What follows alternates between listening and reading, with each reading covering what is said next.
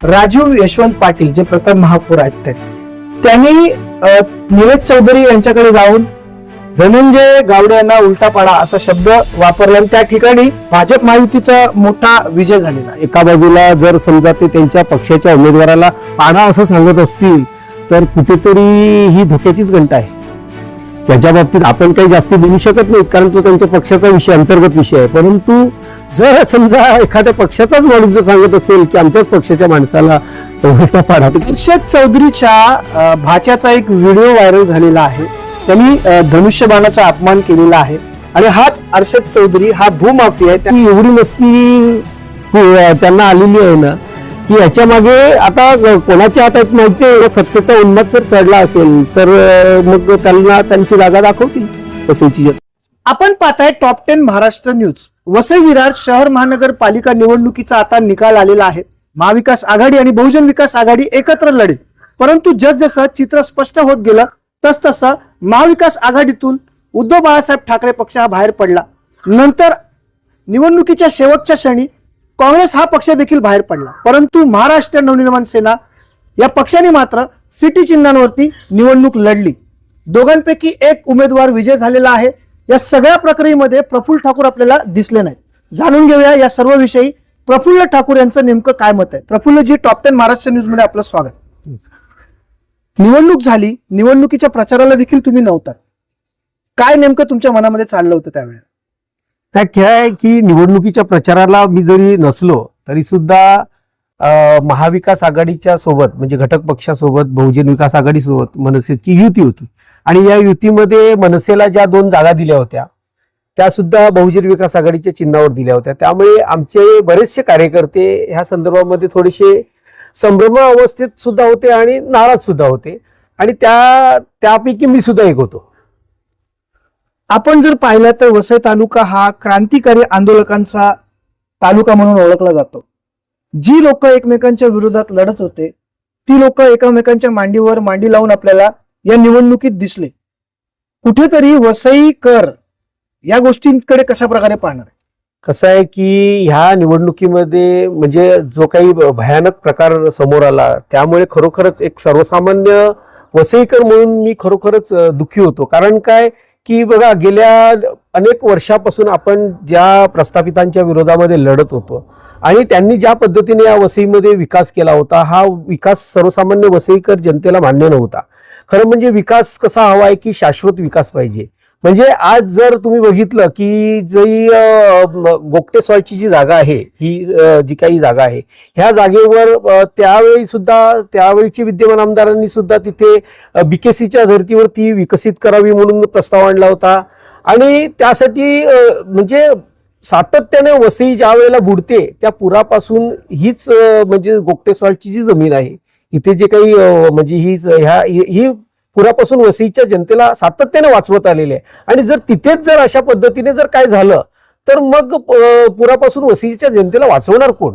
आणि म्हणून मग परत एकदा लोकांनी खासदारकीला असो किंवा लोकसभेच्या निवडणुकीत आणि विधानसभेच्या निवडणुकीमध्ये लोकांनी परिवर्तन केलं. लोकांनी विचार केला की दगडापेक्षा वीट मऊ, दगडाने सुद्धा डोकं फुटतं आणि विटीने सुद्धा फुटतं म्हणून विटीने कमी फुटेल. परंतु ज्या वेळेला स्थानिक आमदारांनी अशी भूमिका घेतली की ह्या जागेवर कुठेतरी म्हणजे MMRDAच्या माध्यमातून MIDCचा जो काही प्रकल्प राबवायचा आणि कुठेतरी रोजगार निर्माण करायचा हा असा काही विकास इथल्या जनतेला अपेक्षित नव्हता आणि त्यामुळे मग लोकांनी त्यांच्या मताच्या ह्याच्यातून पश्चिम पट्ट्यामधलं दाखवून दिलं की आम्हाला आमचं दगडाने सुद्धा डोकं फुटते आणि विटीने सुद्धा फुटते म्हणून लोकांनी डोकंच फोडून घेतलं यावेळेला. ज्या पद्धतीनं आज ह्या निवडणुका लढल्या गेल्या, महाविकास आघाडीला जाणीवपूर्वक हितेंद्र ठाकूरांनी गळाला लावला. चित्र असंही आहे की महाविकास आघाडी जर वेगळी लढली असती तर महाविकास आघाडीने 20 ते 25 जागा जिंकल्या असता असा सर्वे होता. असं असताना काँग्रेस पक्षाचे जे वरिष्ठ आहेत त्यांनी जी काय भूमिका घेतली, तुमच्या वरिष्ठांनी जी काय भूमिका घेतली, अखेरीस उद्धव बाळासाहेब ठाकरे पक्ष हा बाहेर पडला आणि आज बघा लाखभर मतं त्यांनी काढलेली आहेत. हे चित्र पण आहे की उद्धव बाळासाहेब ठाकरेमुळे कुठेतरी बहुजन विकास आघाडी 100 गाठू शकली नाही. कसं आहे की बहुजन विकास आघाडीच्या नेत्यांनी खरोखरच मुत्सद्दीपणा राबवून त्यांनी महाराष्ट्र नवनिर्माण सेना असो किंवा काँग्रेस पक्षाला स्वतःची चिन्ह न घेता स्वतःच्या चिन्हावर लढवायला लावलं. ही त्यांनी खूप हुशारीने हे सर्व काही केलं आणि पक्षाच्या आमच्या सर्व म्हणजे महाविकास आघाडीच्या घटक पक्षांना समजलं देखील नाही की कशा पद्धतीने आपण वसई तालुक्यामध्ये संपत आहोत. प्रफुल्ल ठाकूरांची काय भूमिका असणार आहे, कारण त्यामधले एक आंदोलनकार तुम्हाला पण म्हटलं जातं, तुम्ही पण आंदोलन केलेले आहेत, तुमची काय भूमिका असणार आहे यावर? कसं आहे की ज्या वेळेला तुम्हाला म्हणजे माहिती असेल किंवा आपल्या चॅनलच्या माध्यमातून आपल्या सर्व ज्यांना माहीत नसेल तर मी सांगतो की ज्या वेळेला म्हणजे इथे असा कडक म्हणजे काळोख होता की ज्या वेळेला कोणी लढायला तयार नव्हतं अशा वेळेला सुद्धा आम्ही अपक्ष सुद्धा निवडणुका लढवलेल्या आहेत आणि त्यावेळेला सुद्धा आम्ही प्रस्थापितांच्या विरोधामध्ये चांगली मतं घेऊन त्यांना घाम फोडलेला आहे. तर अशा परिस्थितीमध्ये आता जे काही परिवर्तन झालं ते काही ताबडतोब झालेलं नाही. त्याला बराच काळ म्हणजे 14 वर्षाचा जसा वनवास श्रीरामाने भोगला होता तसाच वनवास वसईच्या जनतेने सुद्धा भोगला होता.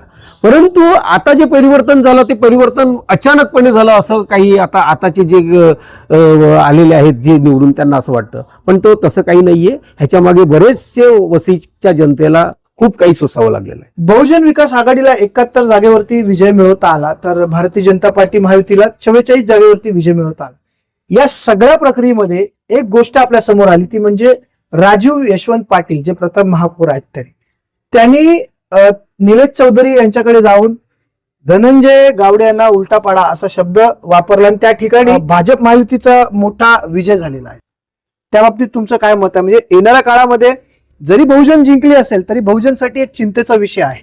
ते चिंतेचा विषय आहेच ना की एका बाजूला जर समजा ते त्यांच्या पक्षाच्या उमेदवाराला पाडा असं सांगत असतील तर कुठेतरी ही धोक्याचीच घंटा आहे. त्याच्या बाबतीत आपण काही जास्ती बोलू शकत नाही कारण तो त्यांच्या पक्षाचा विषय अंतर्गत विषय आहे. परंतु जर समजा एखाद्या पक्षाचाच माणूस जर सांगत असेल की आमच्याच पक्षाच्या उलटा पाडा तर मग ती भविष्यामध्ये कुठे अर्षद चौधरीच्या भाच्याचा एक व्हिडिओ व्हायरल झालेला आहे. त्यांनी धनुष्यबाणाचा अपमान केलेला आहे आणि हाच अर्षद चौधरी हा भूमाफी आहे. त्या ठिकाणी त्यांनी जो काही प्रश्न निर्माण केलेला आहे आपण जर पाहिलं तर वसईची जी हायवेचे पट्टे आहेत वसईचे त्याच्यामुळे त्यांनी ते बकाल केलेले आणि असा व्यक्ती आज बहुजन विकास आघाडीचा नगरसेवक आहे. त्याकडे तुम्ही कशा प्रकारे बघता? त्या कसं आहे की त्याने जे सोशल मीडियावर हावभाव करून जे धनुष्यबाणाचा जो काही तोडण्याचा जो करतोय तर खूप म्हणजे चुकीच्या पद्धतीने एवढी मस्ती आता कसं आहे की एवढी मस्ती त्यांना आलेली आहे ना की याच्या मागे आता कोणाच्या हातात माहिती आहे. परंतु बघा ना पूर्वी MIM एवढ्या मोठ्या प्रमाणामध्ये नव्हती, आता MIM चे सुद्धा लोक निवडून यायला लागले आणि MIM उभे सुद्धा राहायला लागले. म्हणजे कुठेतरी म्हणजे काँग्रेसच्या काळामध्ये हे सर्व कुठे लपलेले होते का माहिती नाही, परंतु आता सगळे एकाएक सगळे बाहेर आले. विजय व्हावा, विजय झाला, विजयाचा जल्लोष एक वेगळी गोष्ट आहे, पण विजयाच्या जल्लोषातून एखादा वेगळ्या प्रकारचा मेसेज देणं हे कितपत योग्य आहे? त्यात तुमचे जे आता निवडून आलेले नगरसेवक आहेत प्रफुल्ल पाटील ते अर्षद चौधरी सारख्याला पाठिंबा देतात. मला कळत नाही म्हणजे हे चाललंय काय वसई तालुक्यामध्ये? कसं आहे की हा जो काही जे कोणी आलेले आहेत हे म्हणजे जे हिंदू धर्माचा अपमान करतात त्यांचं आपण कधीही समर्थन करू शकत नाही आणि हा जो काही त्यांना सत्तेचा उन्माद जर चढला असेल तर मग त्यांना त्यांची जागा दाखवतील वसईची जनता. प्रफुल्ल ठाकूरची पुढची भूमिका काय असणार? कारण आता जिल्हा परिषदेच्या निवडणुका आहेत, प्रफुल्ल ठाकूर उमेदवार असतील का?